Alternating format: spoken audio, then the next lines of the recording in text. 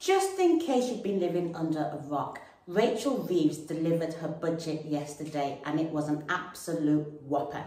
It got everybody's tongues wagging, for good and for bad. And I'm not here to unpack it or anything like that. There's so many people on the internet that's doing that right now. But I really do want to say that there was one thing that I thought was really good and I really loved. And that was the distinction she made between working people, businesses and entrepreneurs. So take aside the super poor, because everybody knows the super poor are not working at all. What she literally said is that there are three categories. Three categories. One is working people, the other is businesses, and the third is entrepreneurs. Working people are generally the 9-to-5ers, the ones that take a paycheck at the end of the month. Businesses, you generally have 1 or 2 businesses and you actually employ working people. Examples of businesses: hairdressers, plumbers, accountants, so on and so forth.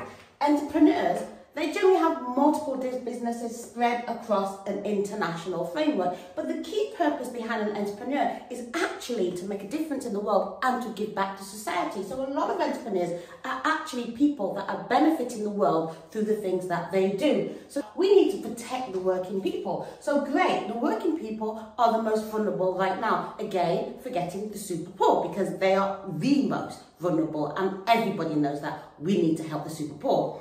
So the working people, they need to be ensured that their jobs are not going to go away, that they're going to be able to provide for their family and put food on the table. And essentially, this is good news to an entrepreneur, because an entrepreneur at the end of the day wants to make a difference, not just in their life, but in the life of others. And basically, if they can contribute to working people, then at the end of the day, they have got a tick in the box. So they are doing something great. Now, businesses, on the other hand, they do contribute because essentially businesses employ working people. So if they did nothing else but employ working people, then again, they are making a contribution. So yes, tick in the box, you are enabling somebody to actually have a living and put food on the table. So tick in the box. Now entrepreneurs at the other end of the spectrum, they generally are the ones that they live a lavish life. So when I say lavish life, it's not because they're generally outlandish, although some people can be, but it's because they have got enough wealth to be able to afford the things that they want to afford, but at the same time,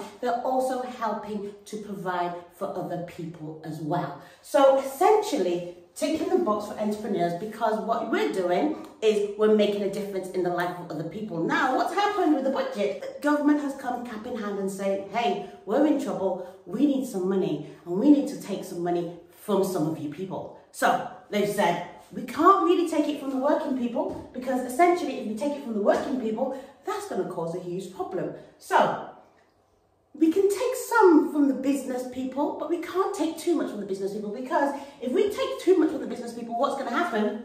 They're not going to be able to do the very thing that they want to do, which is inflict change in the lives of the working people. They're not going to be able to employ more people, and they're actually going to have to reduce the overheads and reduce the staff members.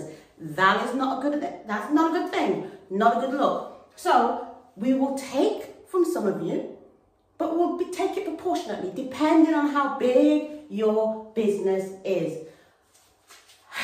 So here we go.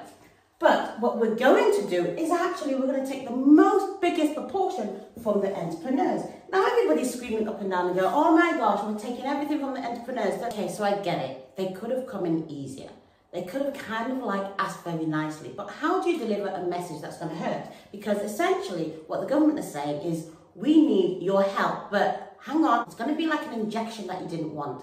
It's going to be like one of those things that you're thinking, ouch, this hurt. But they're telling you it's going to hurt. So brace yourself for the pain that you're going to have if you remain a business or if you are an entrepreneur. Now, to be fair, when we look at it from an entrepreneurial perspective, is there really pain? I don't know. It depends on how big or how small an entrepreneur you are. So what does this mean? This means you've got to figure out, what are you? Are you a working person? Are you a business owner? Or are you an entrepreneur? Which bucket do you fit in? Because you've got to fit in one of them. Now, if you went into business because you were just trying to earn more money, then maybe your why is not big enough. Maybe you need to start thinking, actually, am I doing the very thing that I'm supposed to be doing as a business owner, i.e. helping working people actually put food on their table. And when I do that, I actually get to put food on my table and I actually get to grow my business as well. Are you an entrepreneur? Are you truly trying to make change in the life of another person? Are you trying to change the trajectory of what this nation looks like? The government has given you an opportunity to do this. So the next time you're flying on your fancy jet, just think, I'm fueling the nation with my travel. So what are your options? I'm going to give you 3. 1, do nothing. And see where that gets you. 2, fight it. Keep going around in circles, keep complaining, keep saying that there's injustice, keep doing all the things that are going to stop you from moving forward. 3,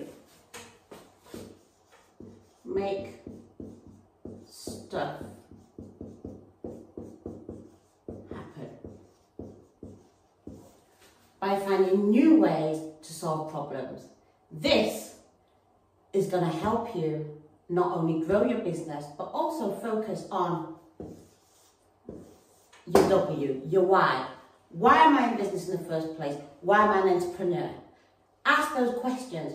And if for whatever reason you can't come up with an answer, then maybe it's time for you to become a working person and be the best working person that you can be for a business or an entrepreneur.